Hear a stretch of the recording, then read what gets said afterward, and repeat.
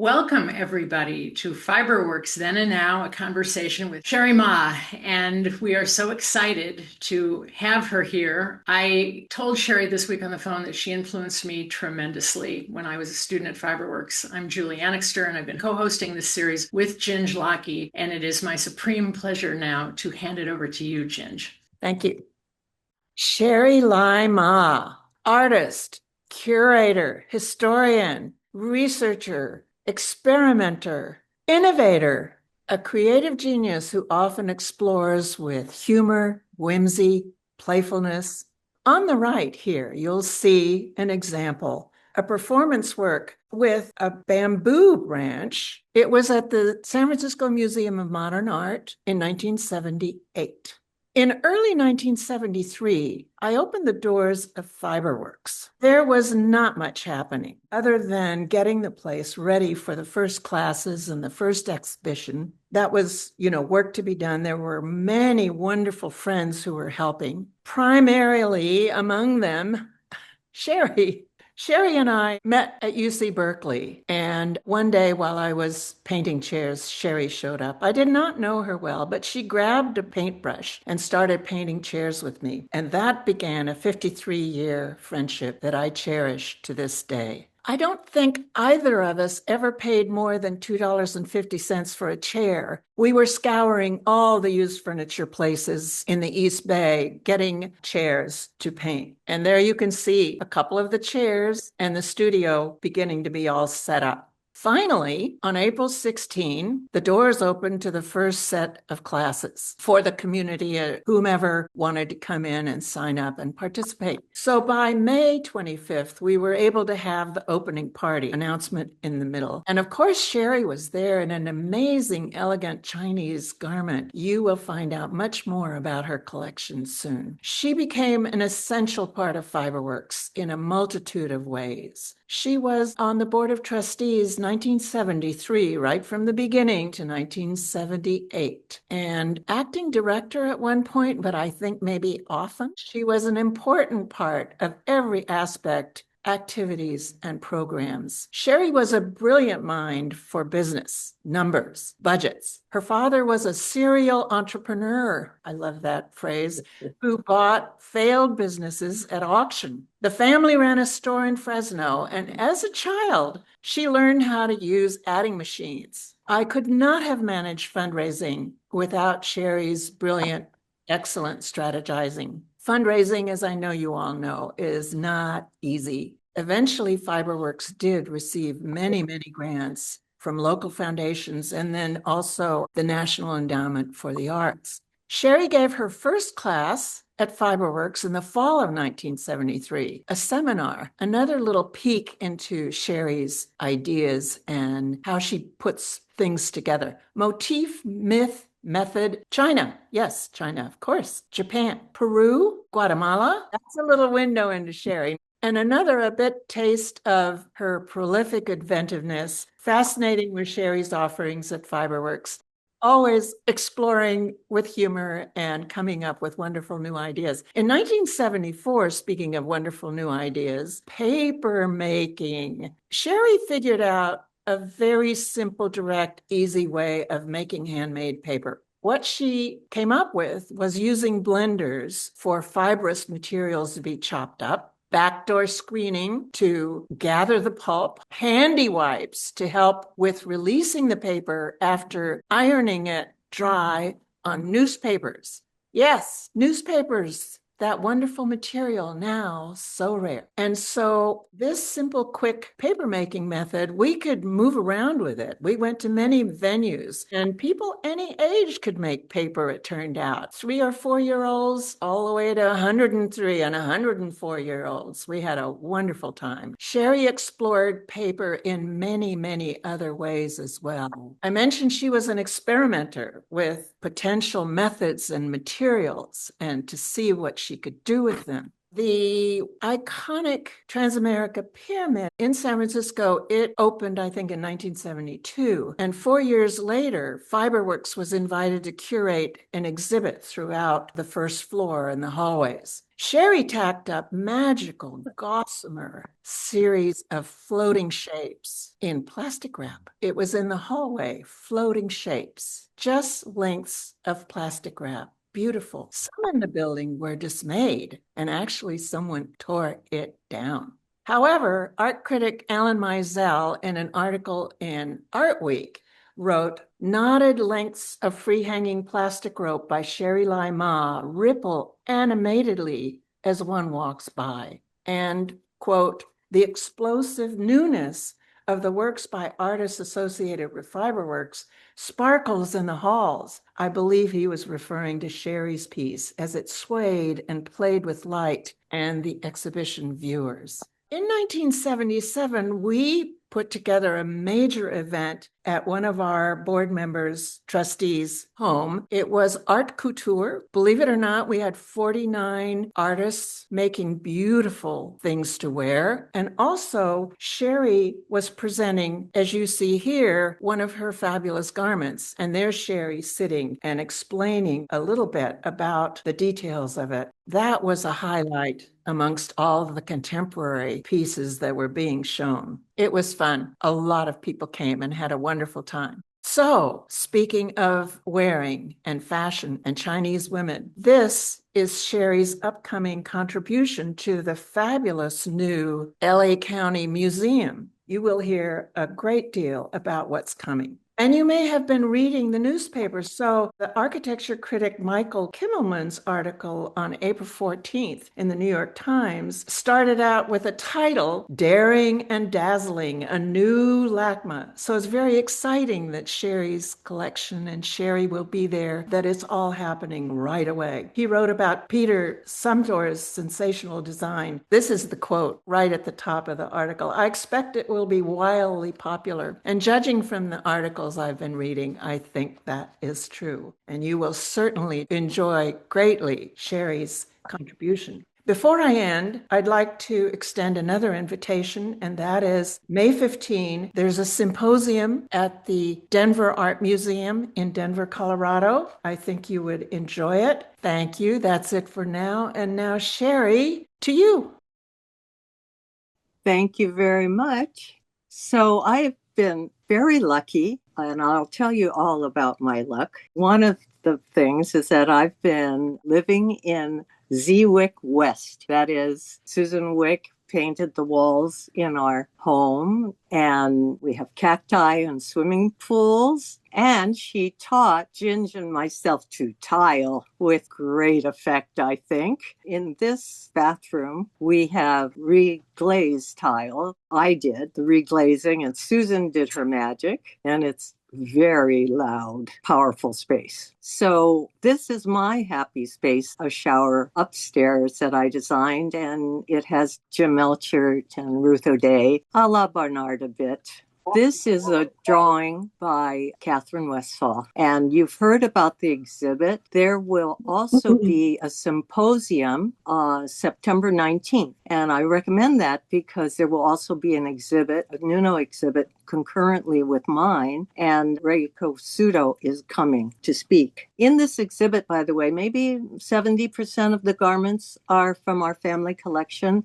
Many pieces also LACMA already owned. More things will be available to be seen on my website. Details of garments, other presentations I've done. I'd like to say that thinking about these dates, my mother was born in 1911 as the Manchu dynasty fell, and my parents, if they survived the turmoil of all that, I was born in 1948 when my father was 60. That was during the Civil War in China, the war between the communists and the nationalists. When I was college age, 1966, I would have faced having the Cultural Revolution and probably being sent down, and I probably wouldn't have survived it. So very lucky that my family chose to be in the United States. So instead, I landed up at UC Berkeley amid the free speech movement, Asian American movement, feminist movements. But best of all, I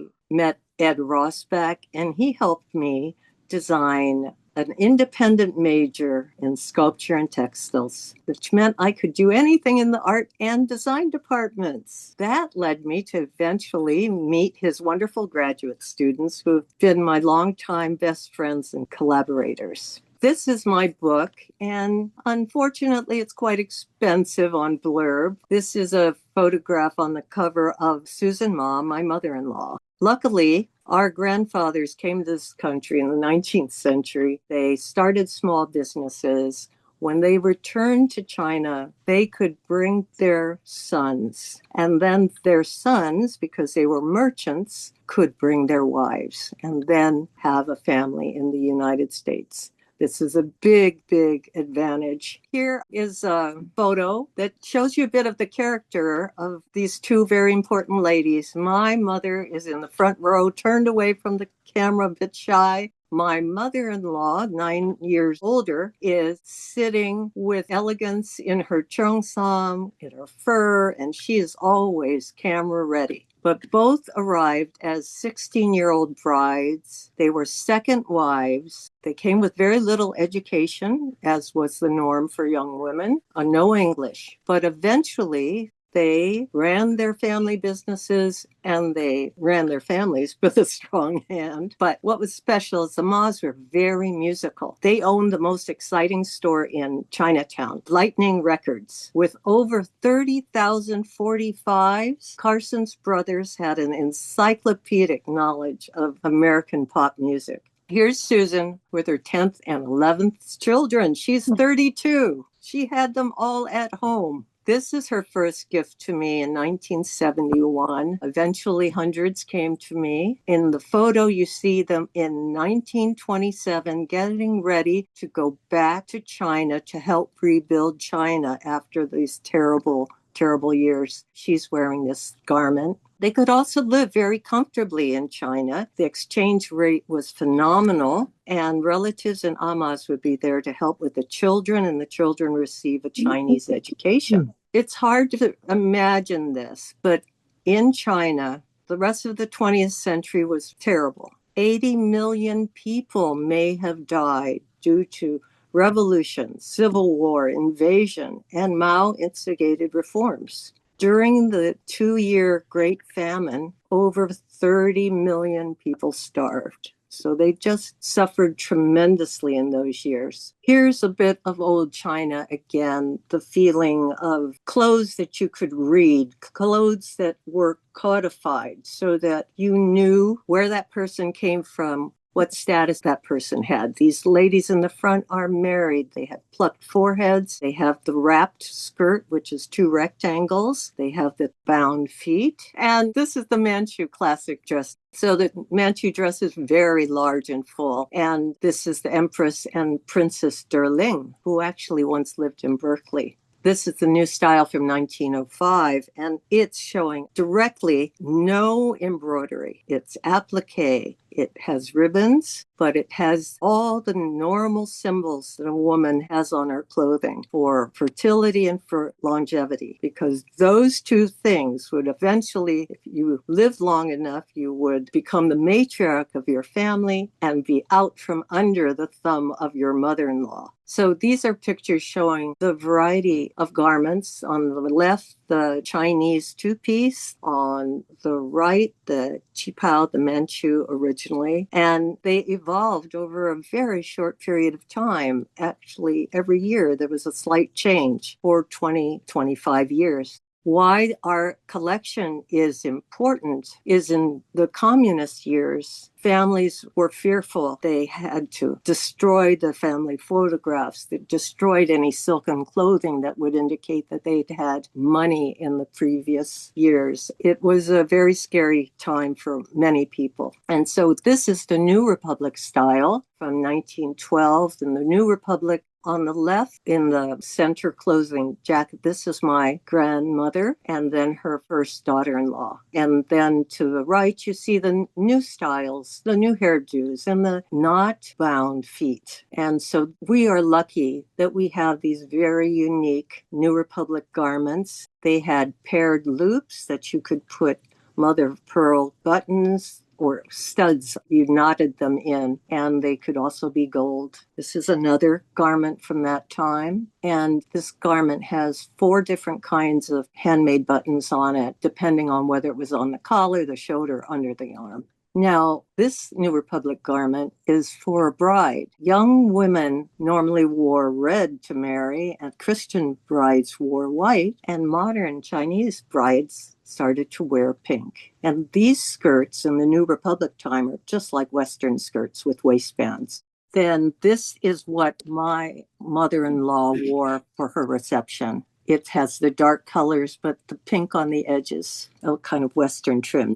In 1921, grandfather Ma Chong and the Ma family wanted to remarry, and he asked his wife to return to China. She agreed if she could take her first grandson. So Susan had to give up her first child. So when Ma Chong returned, he brought her $2,000 worth of these lovely New Republic garments, and that's why we have a distinctive group of them. Note that these colors for these dresses are very demure, and gray was not, of course, typical of early Chinese garments. So this skirt is a gauze skirt with sort of Victorian trim, and it has the tiny little swastikas, which, as you know, is a symbol from Buddhism, and also for the Chinese, it indicates the character for 10,000 or forever. More New Republic styles, pastel, the fabric's quite stiff and hangs away from the body. And the collars, as you see, just grace the chin. They're very tall, 3 inches.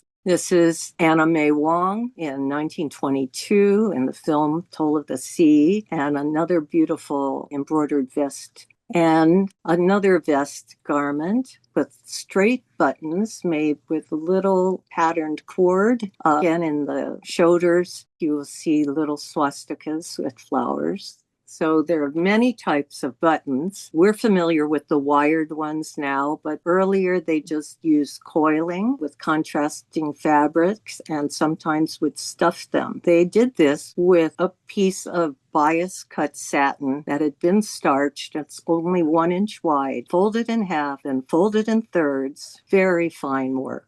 This gives you an idea of how styles were going to change from the narrower New Republic style to the 20s, where things became fuller with shorter, fuller sleeves. And so here are a few. And again, another gauze on the right with, again, the little tiny swastikas in it and flowers. These fabrics on the left, they're done with just 2 tones, black warp and a beautiful, brilliant colored weft. And then all these effects are achieved. More gauze. So many lovely gauzes.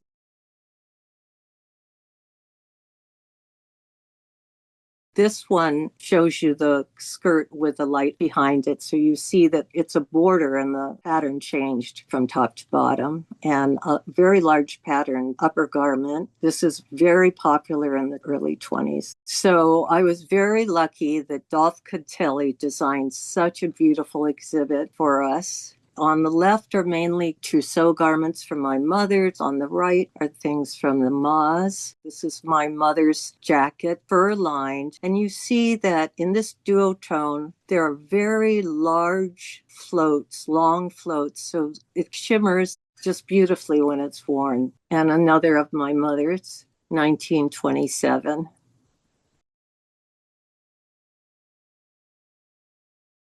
Again, a piece of my mother's. And here on the left is a typically very well-dressed woman with beautiful jewelry, matching shoes. My mother's outfit I had put in one of her gold buttons, which is on the top of the collar, but on her shoulder, you see a butterfly. As you know, butterflies actually are a pun for being 70 or 80, so it's actually a symbol for longevity. Also, butterflies and coins are in the trim of this fabric. This pin was probably once a hairpin with a long stick, but was converted to the clip-on type of hairpiece because women started to bob their hair. However, at this time, you have to know, in 1927, Chiang Kai-shek decided to eliminate the leftists in his party. To do so meant that thousands were killed, including young women who had bobbed their hair, who wore the dress of a student, looked like they might be sympathetic to unionists or communists.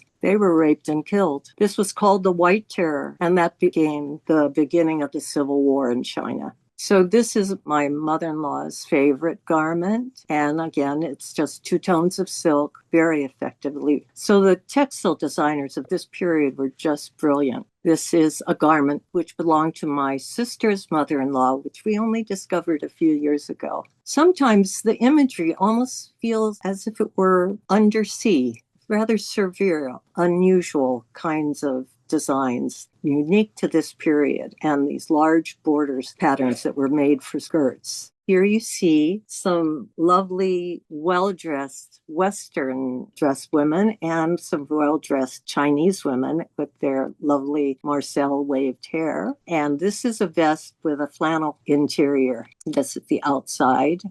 More well-dressed family members with hand-painted patterns on their garments.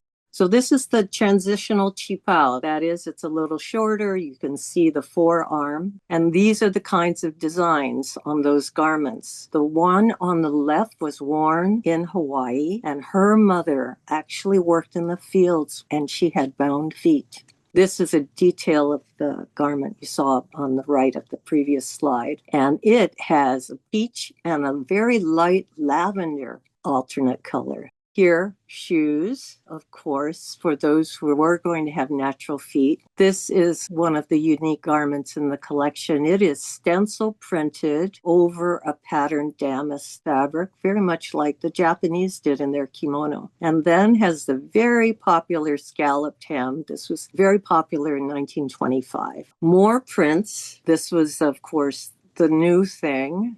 And then another a unique piece in our collection. This is our only true brocade. That is, the colors are not carried from selvage to selvage, but just where the figure is. So it's very light and delicate fabric. The opposite is this garment. It's quite heavy. I actually purchased this garment. It's lame, and then it's been printed over and then has red and white trim, so it could be called a red, white, and blue garment. This is my mother's modernized qipao, and a photograph showing her wearing it with her Marcel hair, and the border is done on velvet, machine embroidered. Now, these are ladies from 1931 in San Francisco. They are very proud. They have raised money to build the Julia Morgan Y in Chinatown. But note that they are not wearing the new cheongsam. They're too proper to wear that rather revealing garment. Although in a few years, all the Chinese women would take up the more revealing garment. There are many melodramas about this story, and this is a cartoon about it. You're being ignored wearing the old style. You have to wear the new. But sometimes terrible things happen to the young women who so expose themselves. They were the entertainers. They were the actresses and also members of the underworld. That was the story that was often told.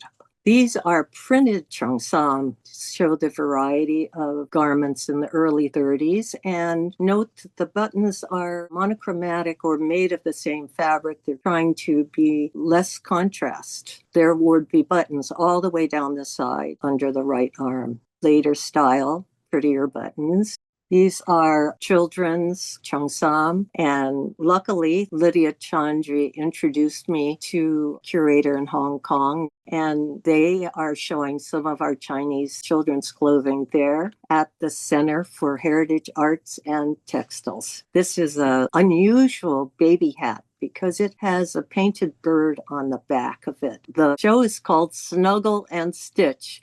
My mother-in-law and her eldest daughter in front of their family handkerchief factory. This is a luxurious garment from 1933, which has silver gray squirrel in it. It's called Miniver. This is a photo as they are on the boat. They had to leave China as soon as the rape of Nanking happened. Everyone knew they had to leave, and even the children were in a train that was bombed. So Mrs. Ma managed to get visas for all of the family, not just for American-born children, but the China-born children. And in this photograph, you will see a very luxurious garment being worn by Anna May Wong's sister in the center. So it has the symmetrical front and as many handmade buttons as it could have. It's very handsome embroidered cheongsam. And these are entertainers that were on board. And those entertainers gave my mother-in-law this very showy sequined gown, but it again has the butterflies for longevity and the little swastika patterns embedded. So if you were having a dress made, a cheongsam made, you would have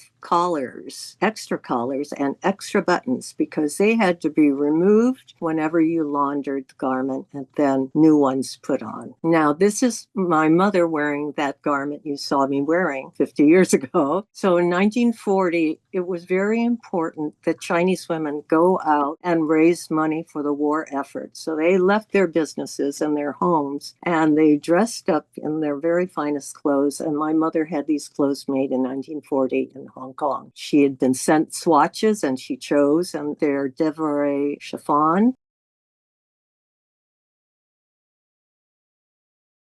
This is my mother-in-law wearing the dress you see. Now, she had brought all her older Chinese dresses, but she wanted something more modern and more American and designed what became her little black dress. So she used novelty fabrics that she selected from our best fabric stores. She'd take trims from her 20s garment and reapply them for her new dresses. So here are a variety of those garments, and I think the symmetrical opening was popularized by Madame Chiang Kai-shek, but also more easily sewn. Back in the rear of that photo, she's wearing her Chinese dress. All her girlfriends are wearing Western clothing. Now, her cheongsam, the one in the front has green Mayan patterns. The striped one is hieroglyphs that are Egyptian. The other one next to it has clowns and roses. She picked very funny, very interesting patterns. These were worn with shoulder pads and platform heels. So this is the family pretty much grown up. At this time, my husband's in the front. He's only 11, and she had 5 children in college. Her daughter was studying engineering at MIT. And this, of course, is the latter type of cheongsam that you're more accustomed to seeing. They have darts. They're much more tight, but they wouldn't use the older type of designs you saw in the 20s because those fabrics were not strong enough. These cheongsam were almost like corsets sometimes. They were so tight. And then these are the modern types of cheongsam. So they have plastic in the collars. They have snaps instead of the wired buttons, so they could be easily laundered. And then for a more Western tailored look, they could come with a matching jacket, like the purple and brown one. I am actually still receiving unusual pieces, and this is one of them. I don't know very much about it, but it's very beautiful.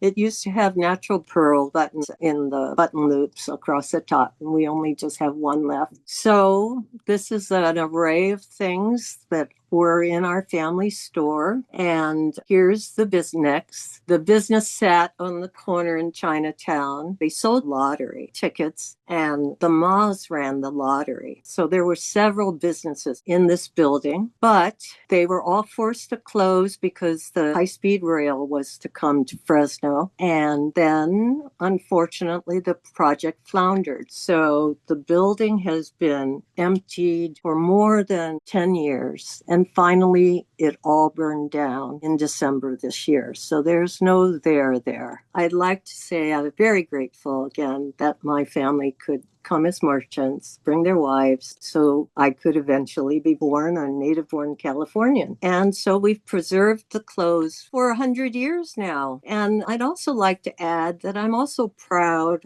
of the many precedents for our civil rights that were established because Chinese Americans went to court and won. So things like equal protection under the law, political asylum, bilingual education, birthright citizenship, those rights were fought for by Chinese Americans. And so far, it's held for a little while. We have to fight for it again. That's the end of my presentation.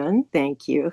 Thank you so much. That was gorgeous, to say the least.